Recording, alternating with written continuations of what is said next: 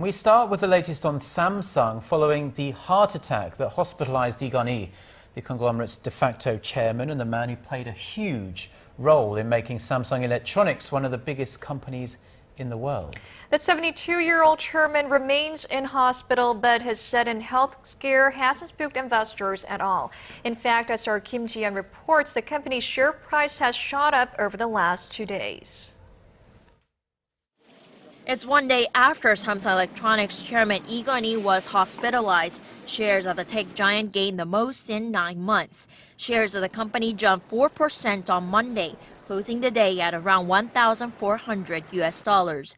As of 11 a.m. local time Tuesday, shares of Samsung Electronics had risen 1.5%. Analysts say Samsung's succession plan played a big part in the gain, as the company has a contingency plan for such events. Lee's son Cheong is likely to inherit Samsung Electronics, the flagship of the group and other electronics and financial affiliates.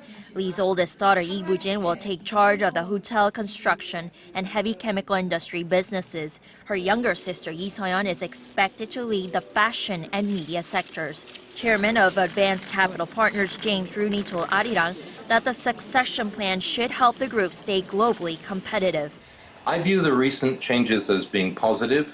They clearly had Lee Kun-hee's hand involved in them. Therefore, the man who probably knows the most about the Samsung Group was behind the architecture of the changes that have been made. I expect that Samsung today is in probably as good a condition as it could be under the circumstances of its chairman's health challenges. The succession is also expected to speed up the restructuring of Samsung Group.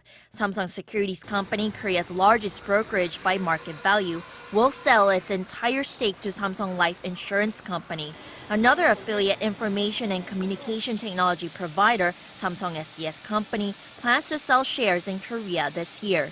Shares of Samsung Life and Samsung C&T Corporation picked up around 4% and 3% on Monday, respectively. Shares of companies that were not led by one of Chairman's heirs dropped by up to 2%. This is not the first time Chairman Lee's failing health had been in the minds of global investors trading Samsung. Lee was hospitalized back in 2008 and again in 2009, but both times shares of Samsung Electronics gained. Kim Ji-yeon, Arirang News.